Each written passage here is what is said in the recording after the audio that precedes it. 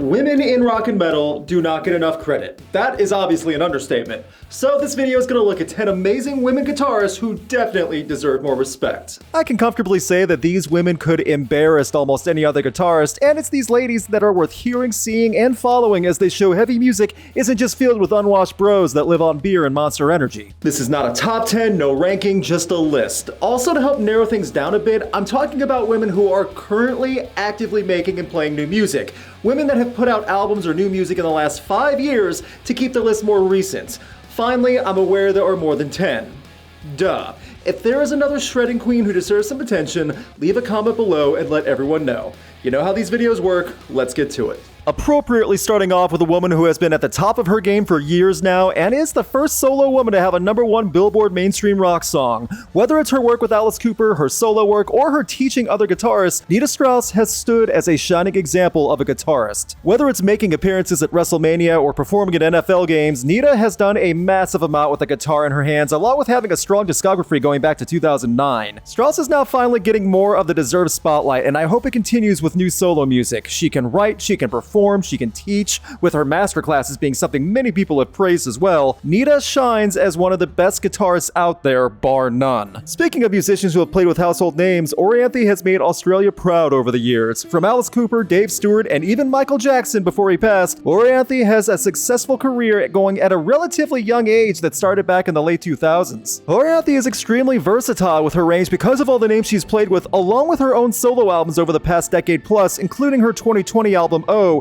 which brought Orianthi back after a decent hiatus. The guitarist and singer has always been featured on stage with big names, but it's worth pointing out just how much Orianthi can do when she is in front and center. And no matter what she does going forward, I think Orianthi should get more credit for all she has accomplished right out of the gates. Baroness struck gold when they needed a new guitarist and found Gina Gleason back in 2017. The former Cirque du Soleil lead guitarist and performer was probably seen as an unorthodox choice from the metal community, and Gina proved everyone just how much she can hang in the metal world. Gleason, who had performed as lead guitarist and a character for Michael Jackson's one version of Cirque du Soleil from 2012 to 2017, hit the ground running and has since been an integral part of the band after learning Baroness's back catalog and performing live, being on 2019's Golden Grey, as well as an upcoming 6th studio album for Baroness. The pairing of John Baisley and Gina Gleason works perfectly for Baroness's live performances as well. Presence, technique, a love for the music, Gina Gleason has it all. This one is a twofer, as Midori and Miyako are both in the same power metal band Lovebites, and they deserve to be recognized.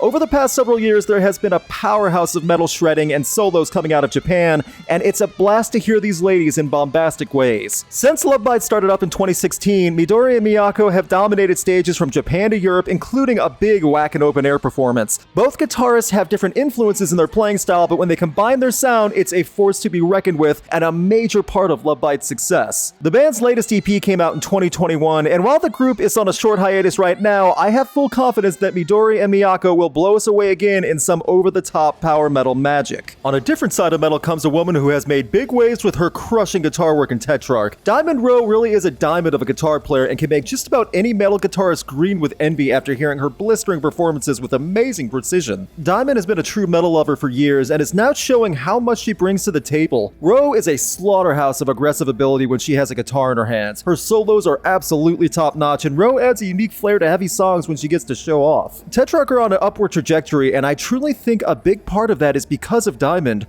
Rowe is a fantastic representative of someone being about the music first and wanting to be known for being a guitarist and a writer. As for a woman who has shifted styles from doll skin punk to heavier metal stylings in Tala, Alex Snowden is another young guitarist who has proven her skill through her range and diversity in sound. When Dollskin formed at a school of rock in Arizona, Snowden stood out for her slick guitar riffs that helped put the group on the map as a young up-and-coming band. After she moved on to join Tala, and now that Tala is getting attention, it cannot be coincidence that Snowden's contributions as a guitarist are just a fluke. Alex's achievements in both rock and metal are stacking up quickly, and she has a long, prosperous road ahead of her considering that Snowden is seeing success every time she's with a group. That's rare to find in a guitarist and shows that Alex is someone to follow as she's bound to lead to more good music. Going for a different side of heavy music in the noise world, Chelsea Wolfe has carved carved a unique path of success for quite a while, and she's done so by creating some amazing and at times haunting rhythms with her guitar and an atmosphere to get lost in. Chelsea Wolfe is never satisfied with a standard setup and is proof that you can create a totally different world of music when playing with synths and distortion to create something new. Following Wolfe's career over the years has always led me to believe that she is full of surprises, including the fantastic collaboration with Converge last year, and I'm extremely hopeful that we get more out of that project. Chelsea Wolfe should be an inspiration for guitarists who want to do something different than 4-chord songs and strumming along. There is so much more that can be done with a guitar, and Chelsea helps bring that out. Changing gears a bit to the digital and online content world, where Sarah Longfield has proven that amazing guitarists can build a career on YouTube and other online platforms. After being put on the map due to big collaborations with Rob Scallon and getting highlighted for her tapping style, multi-instrumentalist Sarah Longfield is another entrepreneur who has proven the hustle as a musician can be fruitful if you work hard and know how to do something different. Along with several full albums and EPs, including her most recent EP Dusk in 2020, Longfield also works with Skillshare as a guitar teacher, and that sounds awesome to learn from someone who knows different ways to work a guitar. Sarah's YouTube channel has years of content worth diving into and seeing all the great work she has done, both in her travels and at home. Code Orange has been on a tear, dominating many subgenres of metal over the past few years, and it would not have happened without Reba Meyers. Her vicious guitar work has a presence in every facet of Code Orange style, from hardcore to industrial, and since 2008 she has represented women in metal in a great way. What Reba offers both as a singer and a guitarist shows that her performance is all about the music, the creation, the intensity. Reba has it and makes sure everyone that sees her perform walks away knowing